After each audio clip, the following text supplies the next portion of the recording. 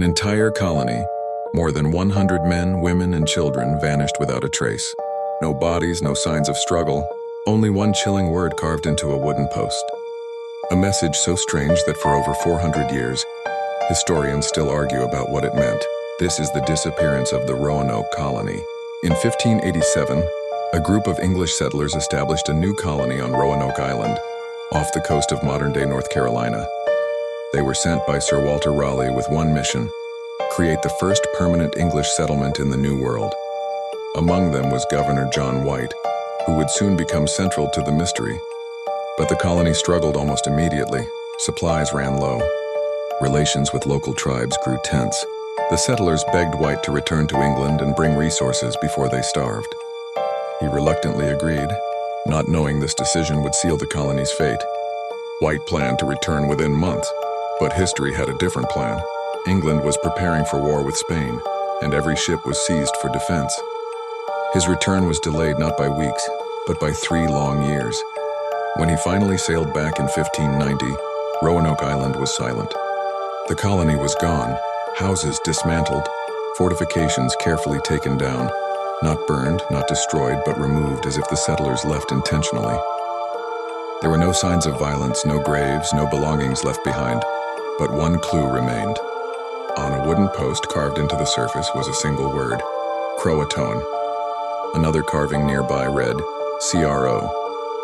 White had instructed the settlers before leaving, if they ever relocated, carve the name of the place. If they were in danger, carve a cross.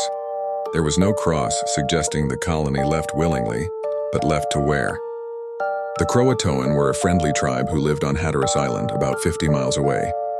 White immediately wanted to search there, but storms destroyed his ship's anchor and the captain refused to continue. White was forced to return to England, never seeing the colonists again, including his own daughter and granddaughter Virginia Dare, the first English child born in America. For centuries, historians have tried to solve what happened. Some believe the settlers integrated with the CROATOAN tribe, supported by later reports of Native Americans with gray eyes and English features. Others think they fled north and were killed by hostile tribes. Some theories claim starvation or illness wiped them out. There is even speculation that they attempted to sail back to England on their own and were lost at sea. But then comes the darker possibility. Archaeological findings suggest sudden abandonment, hurried movement, and artifacts mixed with tribal remains. Not destruction, but disappearance.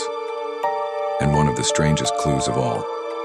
In the nearby Lost Colony Tree Ring study, scientists discovered that Roanoke suffered from the worst drought in 800 years, right when the settlers vanished.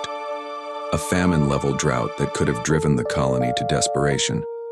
Yet still, no bodies, no documents, no final message. Just the carved word CROATOAN, pointing toward an answer we can still only guess at. More than 4 centuries later, the lost colony remains one of America's oldest and greatest unsolved mysteries, a settlement that simply vanished, leaving only a carving to whisper its final secret. Whatever happened to the 115 souls of Roanoke, the truth has never been found.